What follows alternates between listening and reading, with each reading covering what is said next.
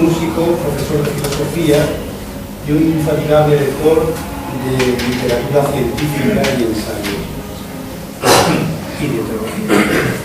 Hago clases en bachillerato en Campano, Cádiz, y de filosofía, entre otras materias, en Mérida, y cursos de enseñanza primaria en Donosti, Villamanrique y 20 años en Uruguay, en el desarrollo. También he impartido clases de música en secundaria y de lenguaje musical a adultos en la Escuela de Música de Santa María Mayor durante 4 años.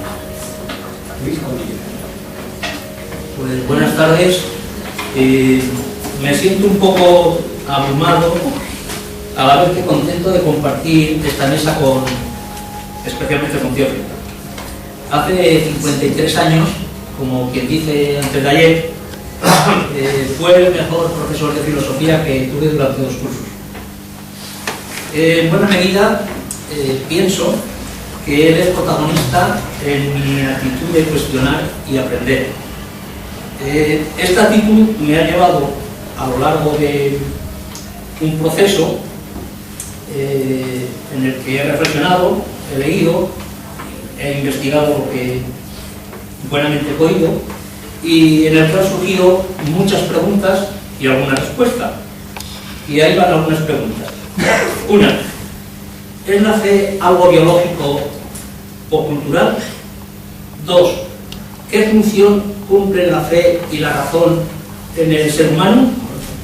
3, ¿por qué defiendo esta creencia, esta idea? 4, ¿qué sería de mi vida si abandonase esta creencia, esta idea? 5, ¿por qué tantos creen en lo invisible y en lo improbable? 6, ¿qué garantías de veracidad ofrecen las religiones y cómo pueden justificarse? 7, ¿por qué las creencias son refractarias a la lógica? 8, ¿es universal la creencia del ser humano en lo sobrenatural? Recuerdo que los universales son rasgos que muestran la mayoría de las culturas, aunque no todas, como por ejemplo pues la danza, el miedo a la muerte, la vergüenza, los ritos, etc. En 1991 un antropólogo elaboró una larga lista, Donald Brown. 9. Admitamos que el ser humano es un ser lingüístico, matemático, musical, etc. Es también religioso. Entonces, ¿por qué hay fe? 10. ¿Qué personalidad subyace a la hora de adherirse fervientemente a un credo religioso, político, etc.? Una última.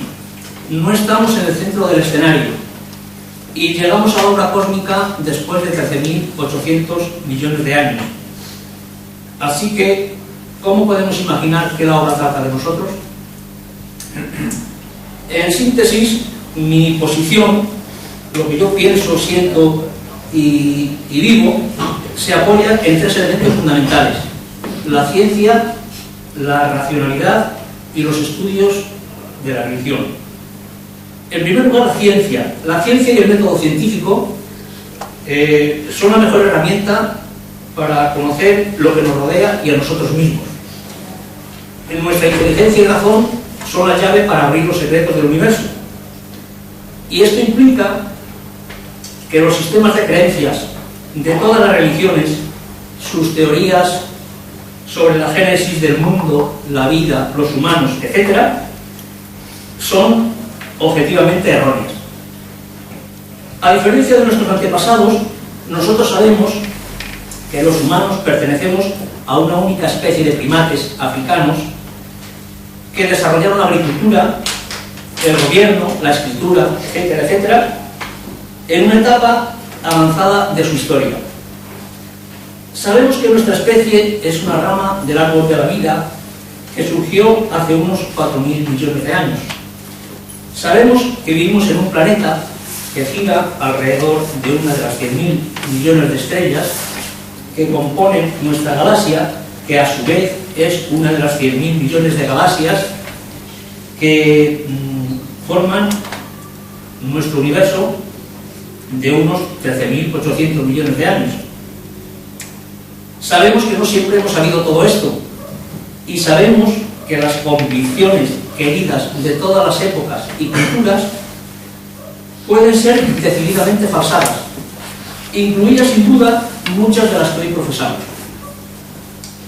Además de la ciencia, personalmente sé que hay otros caminos para acceder a realidades que no son objetivables por el método científico, como por ejemplo pues la creación artística en todas sus manifestaciones, la intuición, las experiencias límite, etc.